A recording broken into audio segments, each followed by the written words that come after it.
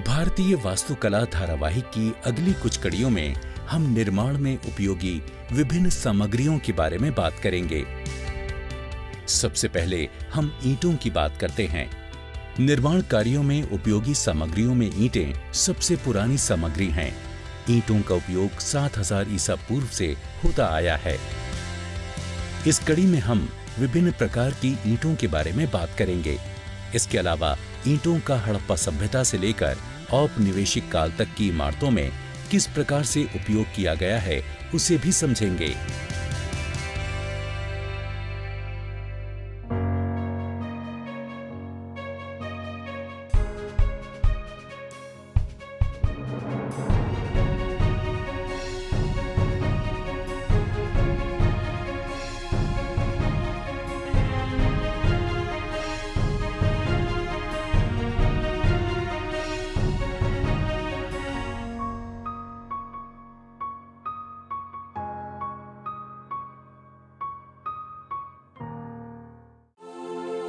सबसे पहले हम हड़प्पा से पहले अस्तित्व में रही वास्तुकला को समझते हैं। उस युग में मिट्टी या धूप में सुखाई गई ईंटें काफी प्रचलित थीं। इनका चलन हड़प्पा काल में उस समय भी जारी रहा जब पत्थरों का उपयोग ज्यादा नहीं होता था। ईंटों के शुरुआती उपयोग के प्रमाण मेहरगढ़ में मिले हैं। अब ये जगह पाकिस्तान के बलूचिस्तान इलाके में है। ये स्थान लगभग 3000 ईसा पूर्व नवपाषाण युग से संबंधित है। यहाँ के निवासी मिट्टी से बनी ईंटों के घरों में रहते थे। यहाँ तक कि कब्रें भी ईंटों से बनाई जाती थीं।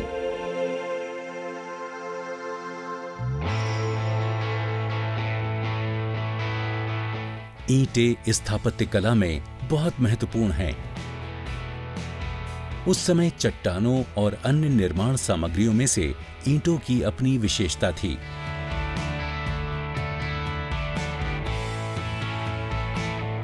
ईंटें मिट्टी और भूसी जैसी आसानी से मिलने वाली प्राकृतिक चीजों से बनाई जाती थी। ये मौसम और आग से बचाव करने के साथ ही टिकाऊ भी थी। मजबूत होने के साथ ही ईंटों में अधिक दबाव सहने की क्षमता होती है। इस प्रकार ईंटें अधिक भार झेलने के साथ ही जगह भी कम घेरती हैं। ईंटों के द्वारा मनचाही संरचना का निर्माण कर पाना शायद इनकी सबसे बड़ी विशेषता थी। जहां पत्थर उपलब्ध नहीं थे, वहां ईंटें बड़ी उपयोगी साबित हुई।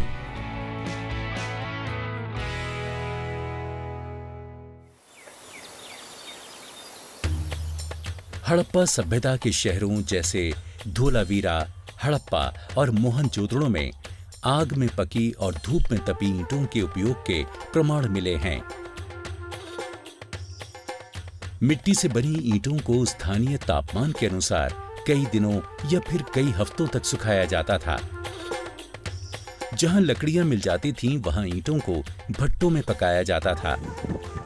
भट्टों की आग से ईंटें अधिक तापमान पर पकने के कारण बहुत मजबूत हो जाती थीं।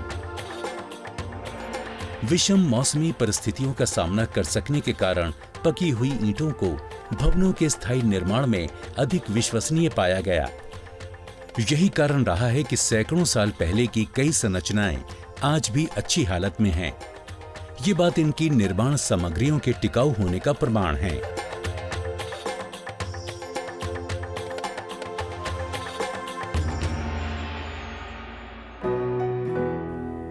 मिट्टी से बनी ईंटों के उपयोग को समझने के लिए हम राजस्थान के प्राचीन उत्खनन क्षेत्र पंचमाता की ओर चलते हैं। यहाँ पुरातत्वविद बेहद सावधानी से 2 से 3 ईसा पूर्व की आहर सभ्यता के रहस्यों को उजागर कर रहे हैं। ये सभ्यता भी हड़प्पा के समकालीन थी और हो सकता है दोनों सभ्यताओं के मध्य व्यापारिक संबंध भी रहा हो। यहां अमेरिका और भारत के पुरातत्वविद सावधानी से खुदाई करते हुए उस दौरान बने घरों की परतों का अध्ययन कर रहे हैं। यहां पर मिट्टी की ईंटों से बनी दीवारें खोजी गई हैं।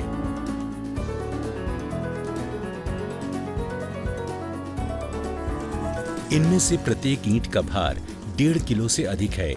ये ठोस और मजबूत भी हैं।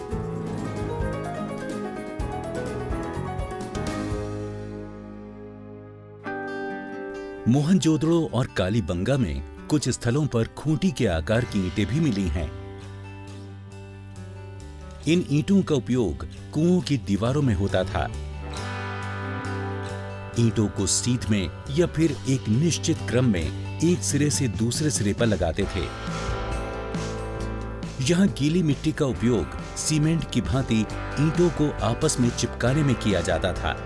हड़प्पा शहरों में इमारतों में पानी से संदूषित होने की संभावना वाले स्थानों पर ईंटों का उपयोग किया जाता था। दूसरे स्थानों पर धूप में सूखी ईंटों का उपयोग किया जाता था। हड़प्पा सभ्यता में घरेलू संरचनाओं में मिली अधिकतर ईंटें 7x14 के अनुपात और 28 सेंटीमीटर की मिली हैं। यदि हम इसे गणितीय अनुपात में व्यक्त करें तो ये 1:2:4 होगा। शहरों की चार दीवारी और मंचों के लिए उपयोग की गई ईंटों का आकार 10x20x40 सेंटीमीटर था, यानी इनका भी अनुपात 1:2:4 था। हालांकि कालीबंगा जैसे कुछ स्थानों पर उपयोग की गई ईंटों का अनुपात 1:2:3 भी मिला है। घरों के बाहर और अंदर मिली रसोई घरों में धूप से सिकी ईंटों का उपयोग किया गया है। बड़े भवनों की सीढ़ियां ठोस और छतें समतल थीं। छतें लकड़ी से बनी थीं। समुद्र के पास बसे लोथल जैसे कस्बों के निवासियों को इस बात का ज्ञान था कि पकी हुई ईंटों पर ज्वार के पानी का असर नहीं होता है। इस बात को ध्यान में रखकर ऐसे क्षेत्रों में बसे शहरों के आसपास ईंटों की दीवारें थीं, जो व्यापार और बाढ़ को नियंत्रित करने में सहायक होती थीं। चलिए अब हम बुद्ध से जुड़े एक स्थान पर चलते हैं। हम बात कर रहे हैं पवित्र शहर सारनाथ की, जो वाराणसी से 12 किलोमीटर दूर है। सारनाथ में डियर पार्क के पास वो स्थान है जहां सत्य से साक्षात्कार होने के बाद गौतम बुद्ध ने पहला धर्म उपदेश दिया था। ये स्थान पवित्र बौद्ध स्थानों में से एक है। यहां हम ईंटों से बने चौखंडी स्तूप नामक स्मारक को समझते हैं। ये सबसे पहला स्मारक है जिस पर सारनाथ में आपकी नजर पड़ती है। ऐसा माना जाता है कि इस धर्म स्थल को गुप्त काल के दौरान 4वीं से 6वीं शताब्दी के दौरान मूलतः एक मंदिर के रूप में बनाया गया था। गौतम बुद्ध द्वारा बौद्ध गया से सारनाथ की यात्रा के दौरान पहले शिष्य से मिलने की स्मृति में इस स्मारक को बनाया गया था। यह स्मारक उन क्षेत्रों में ईंटों के उपयोग द्वारा विशाल आकार और आकृति वाले निर्माण कार्य का बेहतरीन उदाहरण है, जिन क्षेत्रों में पत्थर प्रचुरता से उपलब्ध नहीं थे। मध्य युग के दौरान प्राचीन स्तूप के शीर्ष पर अष्टकोणीय टावर जोड़ा गया था।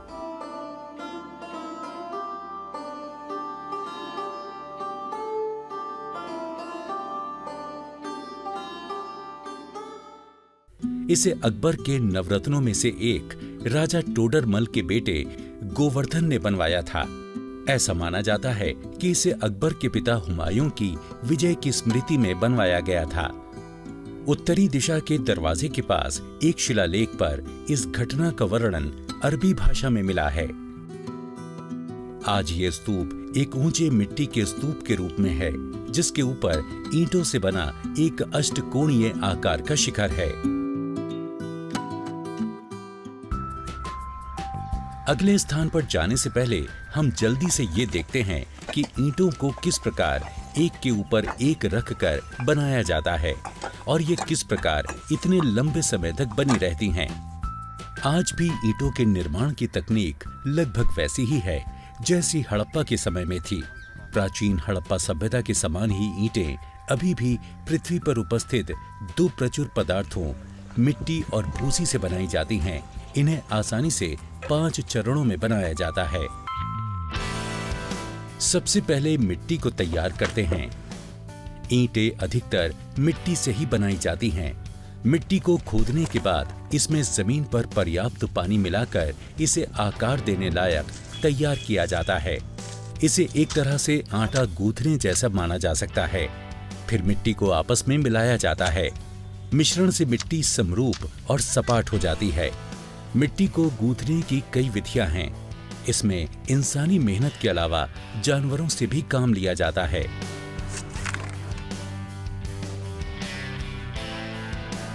इसके बाद ईंटों को सांचे में ढाला जाता है। ईंटों का उपयोग यदि निर्माण में किया जाना हो तो उनमें विशिष्ट गुण होने चाहिए, इसलिए ईंटों का आकार महत्वपूर्ण है। इसके बाद ईंटों को सुखाना होता है।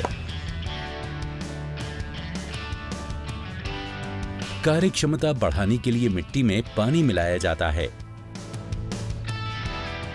हालांकि सुखाने के दौरान ईंटों को नमी से मुक्त रखा जाता है, क्योंकि पानी जितना कम होगा, पकाने के दौरान ईंटों में दरारें कम पड़ेंगी और ईंधन भी कम लगेगा।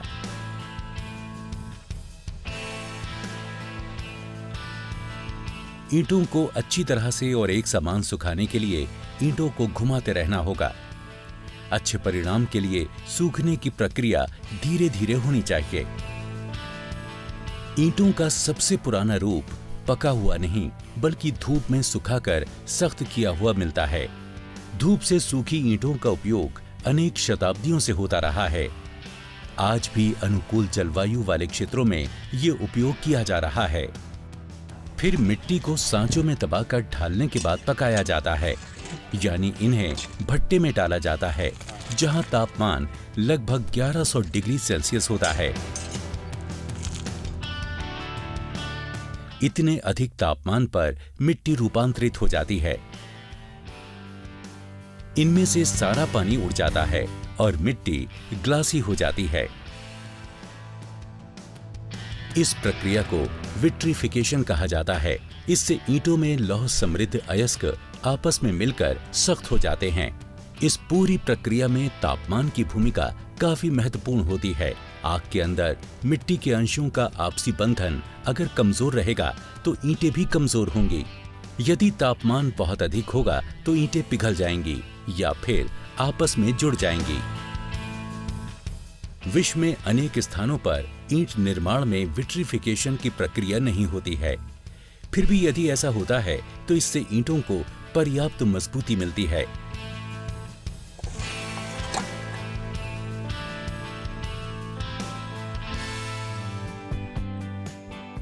चलिए अब अगले स्मारक की तरफ चलते हैं, जो भीतर गांव में है। यहां एक प्राचीन मंदिर काफी रोचक है। ये मंदिर गुप्त काल यानी लगभग 5वीं सदी का है। सख्त ईंटों और मोर्टार से बनी ये एक अनोखी संरचना है। मंदिर के आगे का भाग सीढ़ीदार और टेराकोटा पैनल वाला है। यहाँ उपयोग की गई ईंटें 18 गुना 9 गुना 3 सेंटीमीटर की मिली हैं। इस मंदिर को और विस्तार से समझने से पहले हम टेराकोटा का अर्थ समझते हैं। टेराकोटा का शाब्दिक अर्थ है पकी हुई मिट्टी। टेराकोटा को मिट्टी में रेत या फिर बहुत ही बारीक मिट्टी के साथ मिलाकर बनाया जाता है, जिससे इसमें पर्याप्त लचीलापन आ जाता है और इसे मनचाहे आकार में ढाला जा सकता है। मजेदार बात यह है कि टेराकोटा के निर्माण की तकनीक और उसके उपयोग में प्राचीन हड़प्पा सभ्यता से लेकर अभी तक कोई विशेष बदलाव नहीं आया है। हड़प्पा सभ्यता में टेराकोटा से ड्रेन पाइपों, त्रिकोणीय टेराकोटा केक और आग से पकी गांठों को बनाया जाता था। टेराकोटा ईंटों का उपयोग स्नान घरों, घरों के आंगनों, भट्टों एवं अलाव जलाने वाली जगहों पर ताप को बरकरार रखने के लिए किया जाता है। सामान्य ईंटों की बजाय ऐसी सामग्रियों में उच्च गुणवत्ता की मिट्टी आवश्यक होती है। साथ ही इनमें अधिक कठोर होने एवं अधिक तापमान पर पकने की क्षमता होनी चाहिए।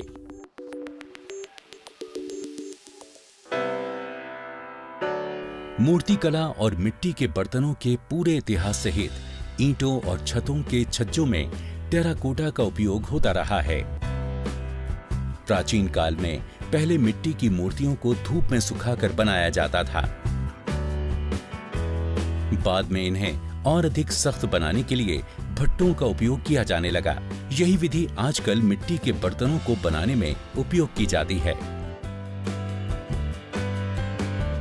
हालांकि अंत में बहुत अधिक तापमान पर पकाने के बाद इसे सिरेमिक सामग्री का नाम दिया जाता है।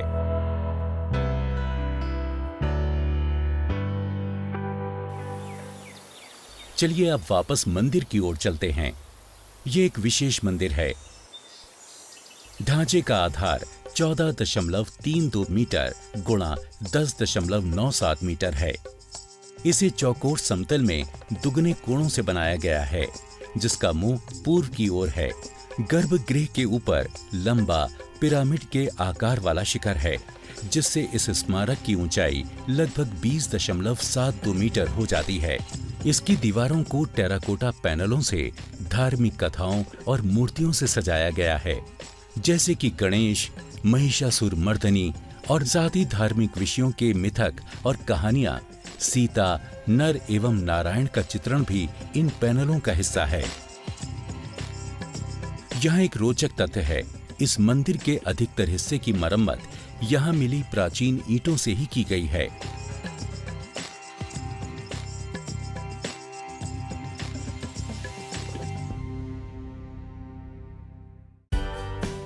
इस कड़ी के अंत में हम एक और इमारत पर विस्तार से बात करते हैं।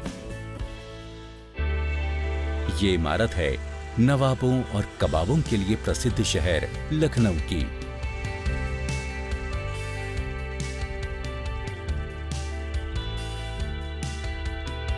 ये है लखनऊ रेसिडेंसी। ये औपनिवेशिक इमारत सन 1857 के प्रसिद्ध विद्रोह की साक्षी रही है। उस समय की इस घटना को 1857 की लखनऊ घेराबंदी के नाम से जाना जाता है।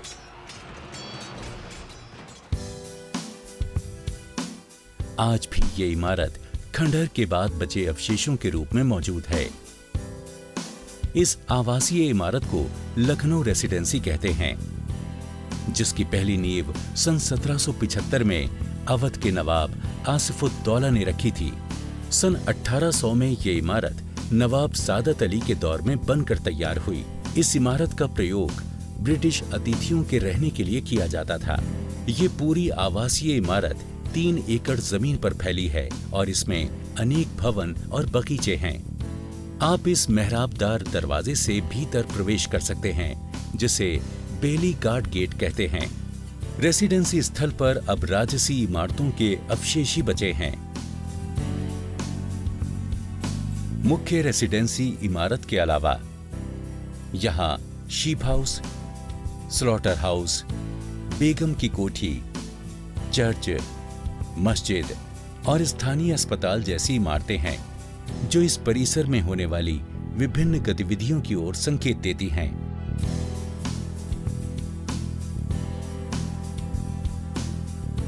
यहाँ उपयोग की जाने वाली सामग्रियों के बारे में विस्तार से बात करते हैं।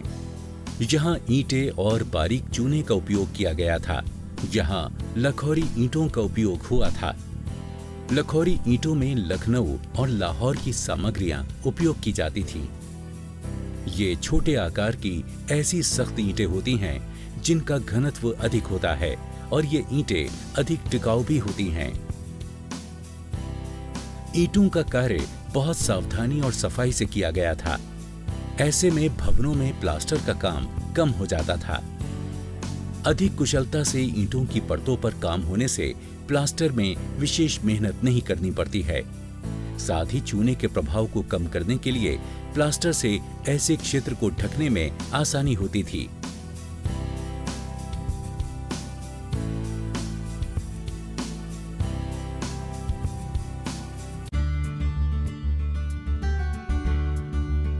ईंटों के जमाव के आधार पर विभिन्न प्रकार के पैटर्न बनाए जाते थे। इन्हें बॉन्ड कहा जाता है। मोटे तौर पर ईंटों को सोल्जर, सेलर, स्ट्रेचर या हेडर, शाइनर या रोलॉक्स के रूप में बिछाया जाता है। ये स्ट्रेचर बॉन्ड है जो ईंटों को लगाने का किफायती तरीका है, और ये हेडर बॉन्ड है। ये इंग्लिश बॉन्ड है, जो हेडर और स्ट्रेचर बॉन्ड का वैकल्पिक बॉन्ड है और इसे सबसे मजबूत बॉन्ड माना जाता है। आमतौर पर सभी मोटी दीवारों में इसी का उपयोग किया जाता है। इसके अलावा फ्लेमिश बॉन्ड, स्टैक बॉन्ड और मॉन्क बॉन्ड जैसे अनेक बॉन्ड भी हैं। आप इन बॉन्डों से कई दूसरे बॉन्ड विकसित कर सकते हैं। इसे रनिंग बॉन्ड कहते हैं और ये सबसे अधिक उपयोग किया जाता है।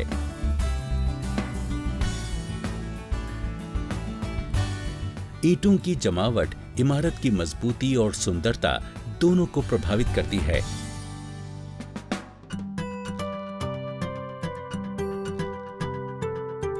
किसने सोचा होगा कि ईंटों के बारे में इतनी सारी जानकारी का पता चलेगा?